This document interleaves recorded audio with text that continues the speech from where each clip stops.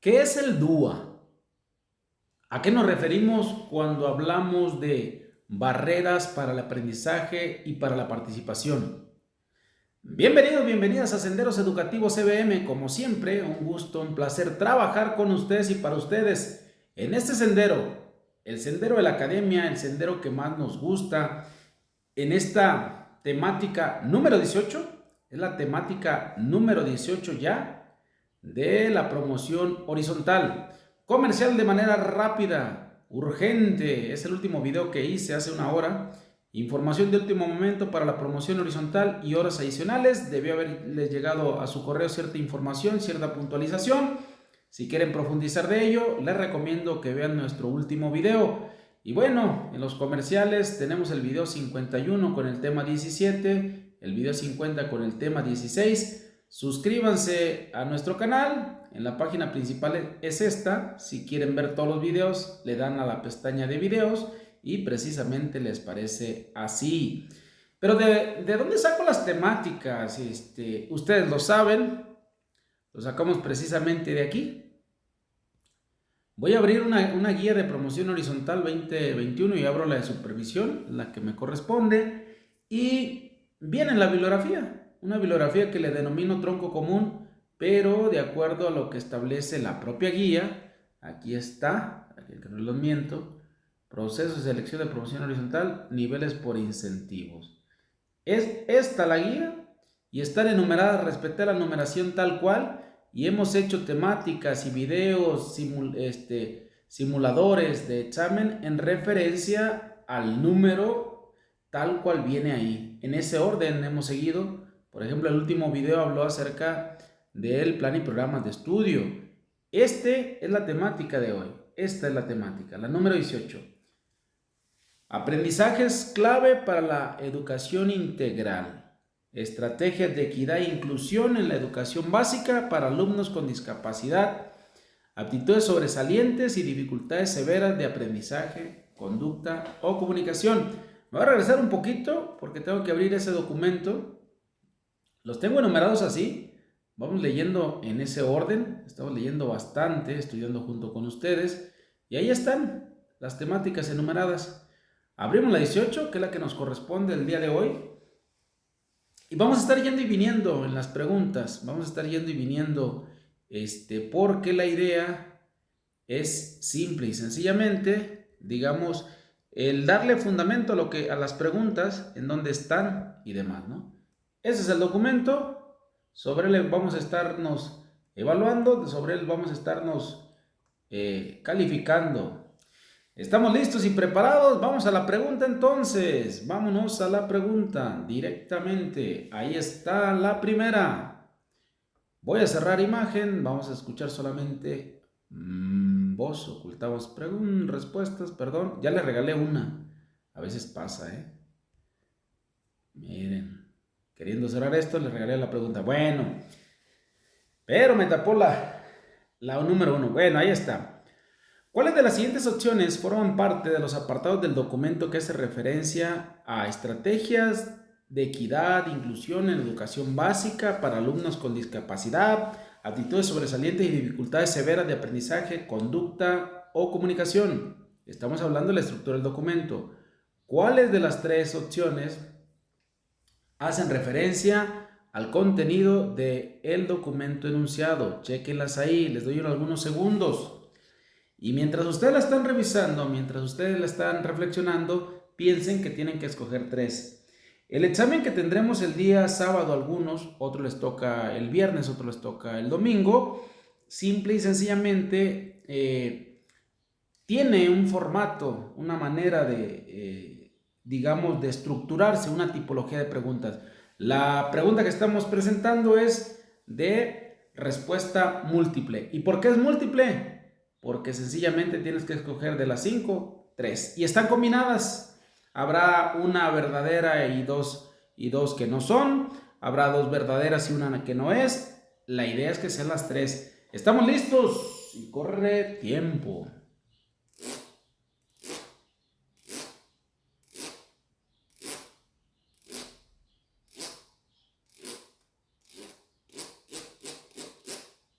Bien, mostramos respuesta. Es la 2, la 3 y la 5. En este documento, del que estamos hablando, de las estrategias de equidad e inclusión, vienen fundamentos jurídicos, viene también la 3, los fundamentos teóricos, y naturalmente un documento que está hablando acerca de la transición de la educación especial a la educación inclusiva, esa evolución.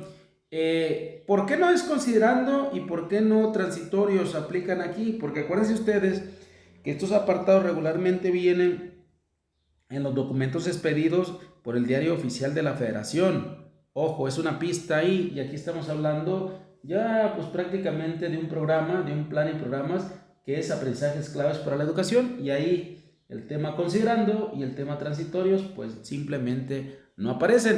Esta es la estructura, nos fijamos rápidamente en este documento, vamos a hacer un tour así para no demorarnos tanto, y les decía, este es el fundamento jurídico, así. Hay marcadores textuales que nos permiten tener una lectura muy rápida. El fundamento jurídico va a tener 8 fundamentos jurídicos, 4 de carácter internacional y 4 de carácter nacional. En el ámbito internacional, pues está ahí la Declaración Universal de los Derechos Humanos, pero también viene la Convención sobre los Derechos de los Niños. La Declaración Universal de los Derechos Humanos, todos somos iguales ante la ley. Y la Convención sobre los Niños, Derechos de los Niños, es que los niños tienen plena libertad o pleno derecho a disfrutar de una vida decente, de una vida plena, de una vida en condiciones que aseguren su dignidad y le permitan llegar a esa autonomía y facilitar la participación activa en su comunidad.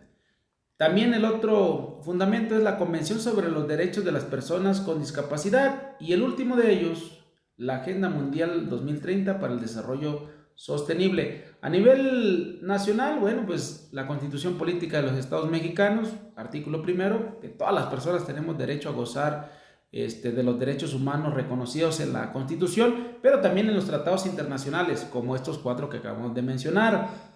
Va a hablar naturalmente sobre la Ley General de Educación, el fundamento que le da, el fundamento jurídico, y nos queda la Ley General de los Derechos de Niñas, Niños y Adolescentes, que hemos platicado ya aquí en Senderos Educativos. De hecho, tenemos videos del artículo 3 de la Ley General, de la Ley General de los Derechos de Niñas, Niños y Adolescentes. De todo esto hemos platicado. Y la última ley que le da peso jurídico a nivel nacional es la Ley Federal para prevenir y eliminar la discriminación. Regresamos a la pregunta y vámonos. Ocultar respuesta.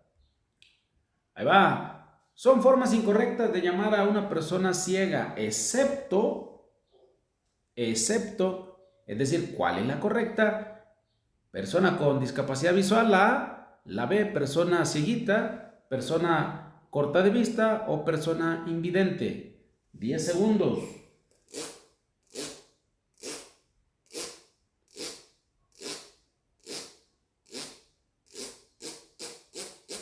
Mostramos respuesta. Persona con discapacidad visual. Fíjense que en el documento viene una tabla, va a venir en la página número 17, y voy a hacer un recorrido así rápido.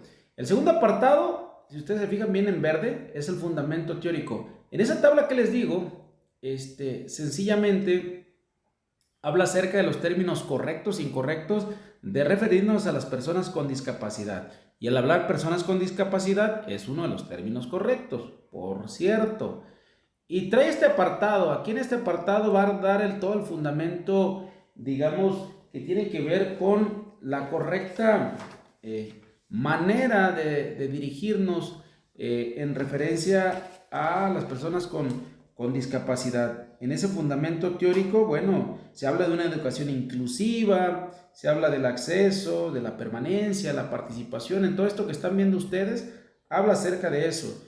Se habla también acerca de eliminar las barreras para el aprendizaje. Y aquí me detengo un poquito, porque de acuerdo con la Oficina Regional de la Educación para América Latina y el Caribe de la UNESCO, para ello se debe seguir trabajando sobre 3 niveles de intervención, buscando pues una educación inclusiva.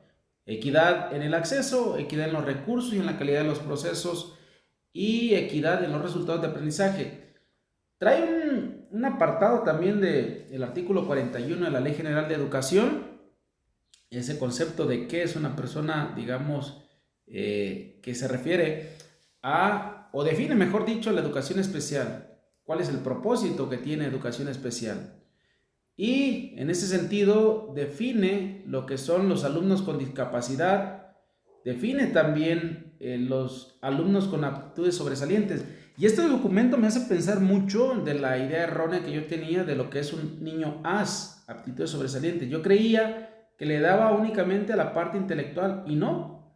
Hablamos de alumnos sobresalientes cuando está presente la creatividad, esa capacidad socioafectiva, la parte artística y la psicomotriz. Y aquí relaciono en referencia a por qué hay tantos grandes deportistas, ¿no? Entonces son alumnos con aptitudes sobresalientes en su momento y desarrollaron ciertas habilidades para el fútbol, para el boxeo, para pintar, para componer, para crear y para destacar en la parte intelectual. Y no nada más como yo la tenía encajonada, alumnos sobresalientes, como la parte del niño que aprende muy rápido y demás. Llegamos a la dichosa tablita y justo aquí, en esta tablita, trae los términos correctos y los términos incorrectos. Lo verde es lo correcto, del lado derecho de su pantalla es lo incorrecto.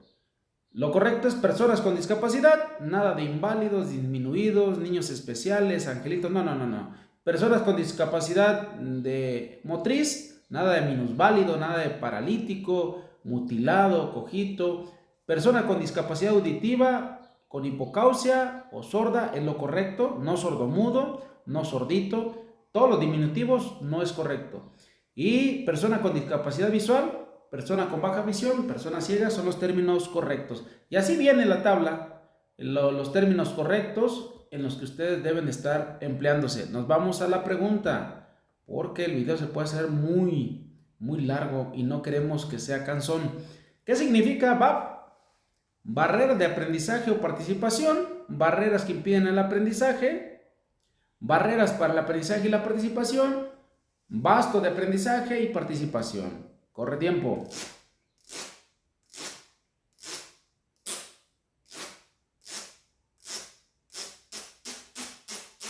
Mostramos respuesta y la respuesta correcta es barreras para el aprendizaje y la participación. En este recorrido que estamos dando por el documento, va a estar en la página número 27, vamos a seguir viendo la estructura que tiene el documento y trae este apartado, transición de la educación especial.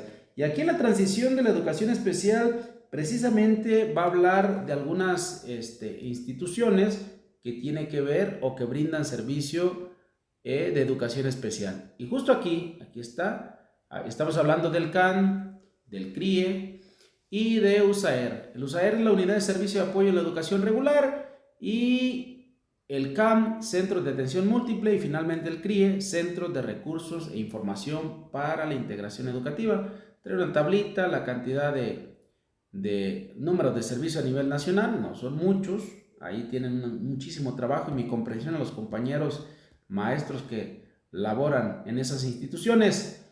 Y estamos llegando o buscando llegar a esta información. Esta tabla también está interesante, no nos vamos a detener en ello. La diferencia entre integración e inclusión, digamos que el ideal es la inclusión, ¿no? Formar parte de, digamos, de ese acceso, de esa permanencia, de esa participación en el aprendizaje.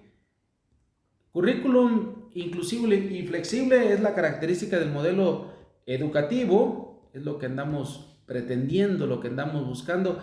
Y lo estoy haciendo así para que ustedes, si no han tenido la oportunidad de revisar el documento, estamos aprendiendo no nada más de lo reactivo, sino conociendo directamente el documento. Hay principios claves de la educación inclusiva. La educación inclusiva se sustenta en los siguientes principios. La exclusión no es un problema de los alumnos y los alumnos deben ser atendidos en entornos inclusivos. Y la otra es, la diferencia en las capacidades de los alumnos no deben representar una barrera. Y cuando hablamos de barreras para el aprendizaje, precisamente es a donde queríamos llegar. Aquí está en relación a la pregunta, si es correcto, sí. Barreras para el aprendizaje. Dice, las diferencias en las capacidades de los alumnos no deben representar una barrera, sino una fuente de aprendizaje, puesto que las barreras para el aprendizaje y la participación, las VAP, no se refieren a características inherentes al alumno, más bien las condiciones organizacionales, normativas, administrativas, pedagógicas, físicas y actitudinales. Esas son las barreras para el aprendizaje y la participación. Nos vamos con la siguiente pregunta. Cuando las actividades no corresponden al ritmo o estilo de aprendizaje o no se ofrecen los apoyos que requieren, se habla de una VAP de tipo, es decir, cuando no corresponden las actividades al ritmo y estilo de aprendizaje, ¿de qué tipo de barreras estamos hablando? Actitudinal, pedagógica, de organización o normativa. 10 segundos.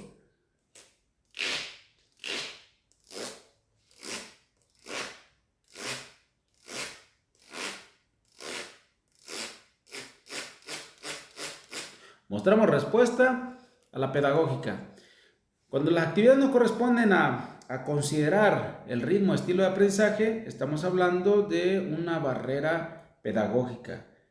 Bien, vamos a hacer lo siguiente. El documento es muy amplio, perdón, y sería interesante poderlo platicar, pero el tiempo a ustedes y a mí es el que más nos falta. Rápidamente, las características de las escuelas inclusivas.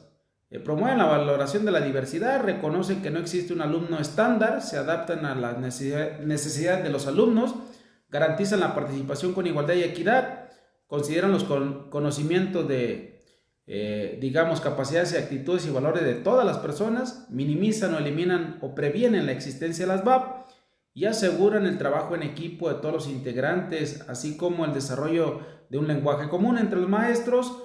Se planea la enseñanza también, se seleccionan, diseñan y adaptan los recursos educativos, se evalúan los aprendizajes y aseguran que todos los alumnos experimenten sus logros. Bien, vamos a la siguiente pregunta. Ya dijimos esa, nos vamos a la siguiente. Son las formas en que se puede realizar un ajuste razonable. Ya no hablamos de adecuaciones curriculares, hoy día se habla de ajustes razonables de acuerdo a este documento. Ojo aquí, ¿cuáles son ajustes razonables? Son 3 correctos, andamos buscando el que no es. Corre tiempo.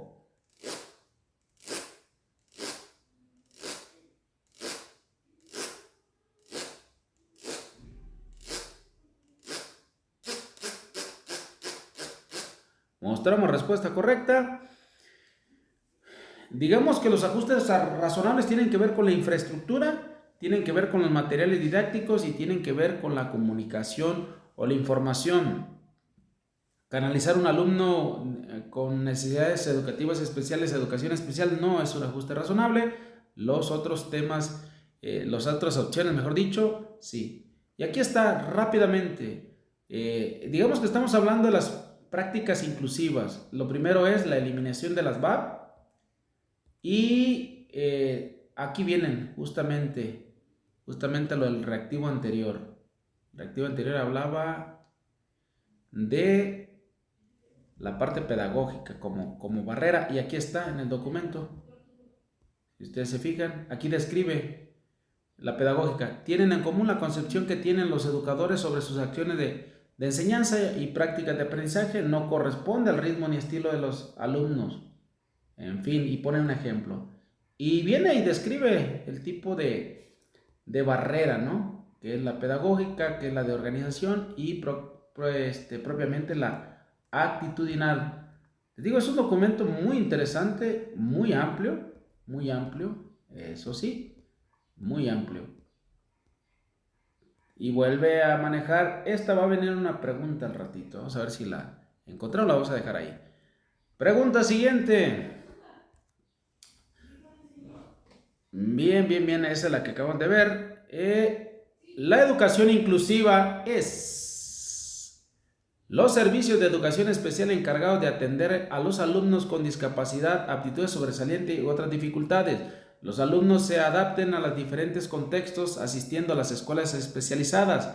Crear políticas transversales e intersectoriales que atiendan a la diversidad de acuerdo a las necesidades, intereses, características, estilos y ritmos de aprendizaje de los alumnos o ajustes a la organización de las escuelas para ingresar a todos los alumnos que soliciten inscripción. Estamos hablando de lo que es educación inclusiva. Educación inclusiva. Ahí se alcanzan a ver todas. Corren los 10 segundos.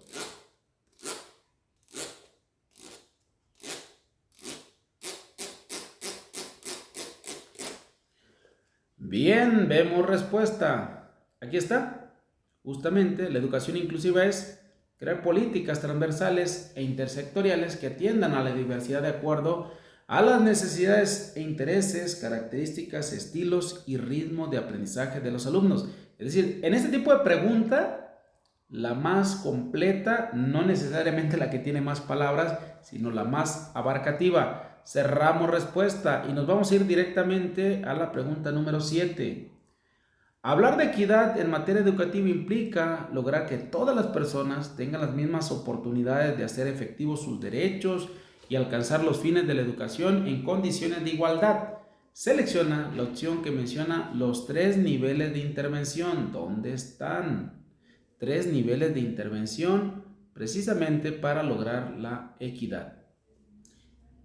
Observen ustedes, equidad en las escuelas, en los edificios públicos, en las formas de evaluar y el aprendizaje, es la A. La B, equidad en las culturas, en las escuelas especializadas, en los resultados del aprendizaje. O la C, equidad en el ingreso de los materiales y las evaluaciones. O la D, equidad en el acceso, en los recursos, en la calidad de los procesos y los resultados de aprendizaje. Acuérdense, la más abarcativa, la que puede encerrar una a la otra. ¿Estamos listos?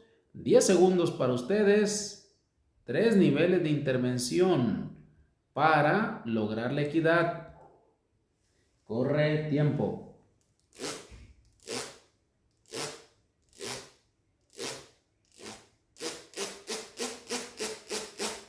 Bien. Bueno, otro poquito. Ahí está. Esa es la correcta.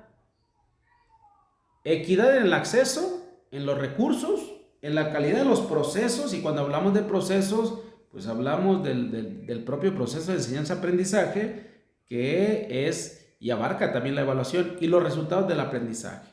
Ahí está. Cerramos respuesta, pasamos a la pregunta número 8. La educación inclusiva se sustenta en los siguientes principios. ¿Cuáles son los principios que sustentan a la educación inclusiva? Actitudinales pedagógicas de organizaciones, la A. La B, la exclusión es un problema de los alumnos. Los alumnos deben ser atendidos en entornos inclusivos. Las diferencias en las capacidades de los alumnos. O la C, culturas, políticas, educación. La D, todos en la misma escuela, currículum especial, diseño universal para el aprendizaje. Estamos buscando entonces los principios de la educación inclusiva. Los principios de educación inclusiva. Corre tiempo.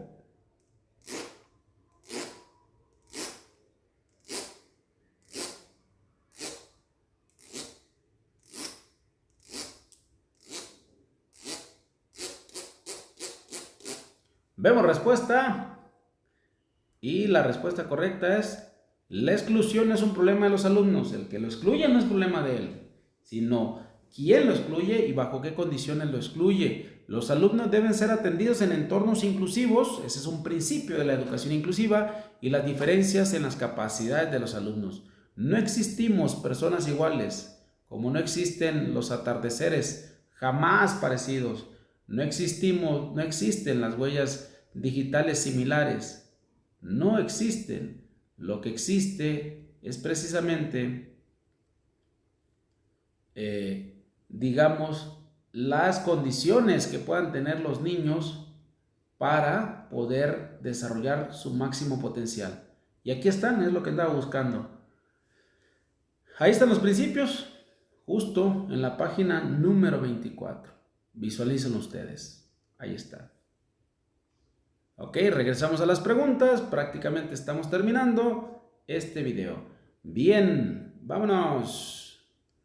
Dos características de las escuelas inclusivas. Dos características. Ahí están. Comparten sus experiencias, integran a los alumnos en todas las actividades, realizan sesiones de escuelas para padres, todos los docentes tienen estudio de posgrados, sus baños tienen barras de apoyo, el ingreso tiene rampas y los padres colaboran en la patrulla escolar.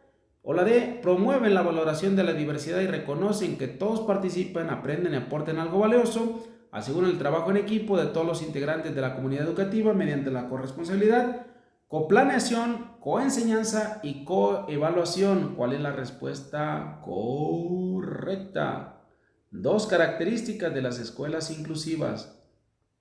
Listos y preparados, corre tiempo.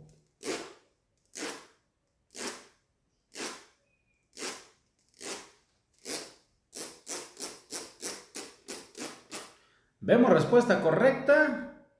Y sí, en este caso igual la mucho más amplia, ¿no? Esas son las características de las escuelas inclusivas: promover la valoración de la diversidad, reconocer que todos participan y aprendan y aporten lo valioso, trabajar en equipo, todos los integrantes de la comunidad, y la corresponsabilidad, la coplaneación, la coenseñanza y la evaluación.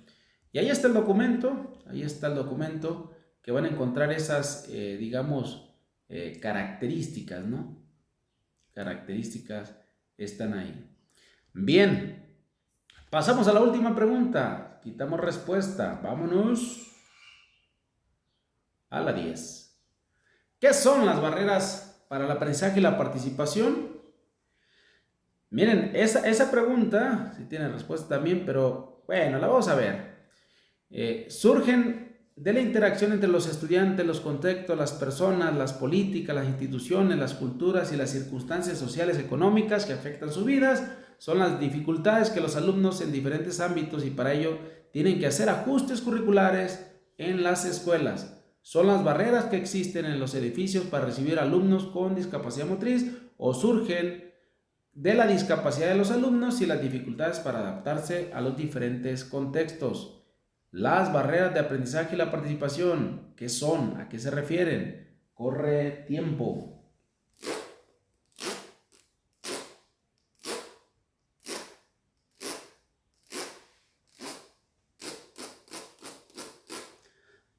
Vemos respuesta, vamos a ver la respuesta, ahí está. ¿Qué son las barreras para el aprendizaje y la participación? Surgen en la interacción, pues, entre los estudiantes y los contextos, las personas, las políticas y las instituciones, las culturas y circunstancias sociales y económicas que afectan la vida de ellos. Esa es una barrera de aprendizaje. Por eso, por esa razón, si esas barreras se eliminan, el aprendizaje del educando va a ser mucho, mucho mejor. Dije 10 preguntas, lo que pasa es que quería preguntarles una. Bueno, vamos a dejar este tipo de barreras de aprendizaje. Quiero una del DUA. Venía una del DUA por aquí. A ver si viene la del DUA. A ver. Bueno. Son varias preguntas las que tenemos. Son muchas preguntas. Están ahí, pero por cuestiones de tiempo no las podemos estar analizando porque lo que ocupamos ahorita, todos, incluyéndome, es tiempo. Bueno, el diseño universal del aprendizaje. Y aquí está, nos vamos a ir con esto. Aquí está el documento, usted lo voy a estar pasando así despacito para que ustedes lo vayan revisando. Es un documento interesante que está hablando de este tema, ¿no? Este tema de las barreras del aprendizaje, que tiene que ver con reconocer cuáles son los términos correctos, lo incorrecto. Venía una pregunta esa. Y es importante que, aquí está, la partecita, el DUA. Esa es la parte que quería mostrarle. Pues surge en una parte este término del DUA, que es el diseño universal para el aprendizaje, justo ahí en la parte arquitectónica, en donde se hacen como adecuaciones a ciertas personas con necesidades, a personas discapacitadas, mejor dicho, y resulta que estas adecuaciones les sirvió a todo mundo, ¿no? No nada más a ellos. Y a partir de ahí surge este movimiento en Estados Unidos que permita hoy día emplearlo en el terreno de la educación.